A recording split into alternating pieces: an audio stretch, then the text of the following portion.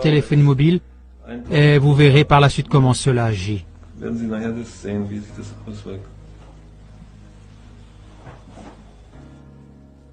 Maintenant, vous pouvez voir la goutte de sang que nous avons prise sur une petite feuille et on peut l'examiner au microscope. On peut bien voir comment le sang apparaît. Maintenant, je place la petite feuille de sang sous le microscope. Oui, là vous voyez maintenant le sang vital d'un patient qui n'est pas exposé à la charge de la téléphonie mobile.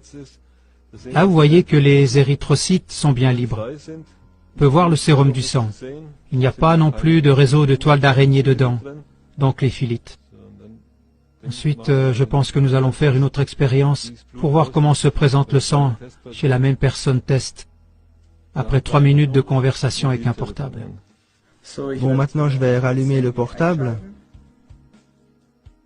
Hallo?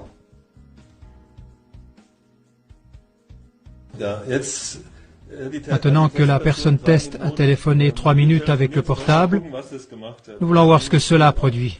Faisons maintenant une prise de sang pour pouvoir l'analyser. Bon, nous avons maintenant le sang au bout de 3 minutes d'appel avec le portable. Regardons maintenant ce que cela donne.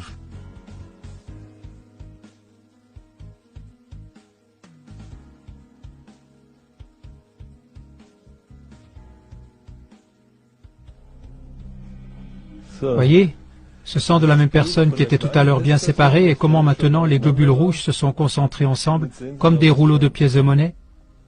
Bien entendu, le sang ne peut plus faire son travail. Si c'est une condition permanente, il se forme une forte thrombose à un certain moment et ça dépend de l'endroit où elle se fixe. Si c'est au cerveau, il y aura une attaque d'apoplexie. Si c'est au cœur, ça provoque un infarctus cardiaque ou au poumon des thromboses selon l'endroit. On se pose la question de savoir si on peut survivre à cela ou en rester paralysé.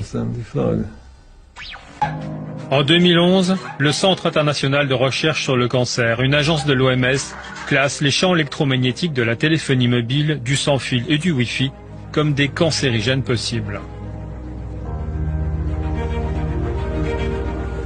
Une des études les plus récentes sur le cancer a été commanditée par le gouvernement américain à travers son programme toxicologique national.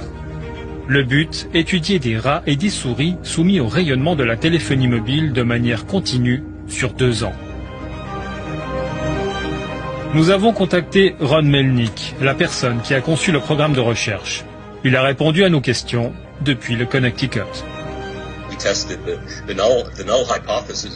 Nous avons testé l'hypothèse qu'il n'y aurait pas d'effet biologique. Et les résultats disent qu'on peut réfuter cette hypothèse, parce qu'on a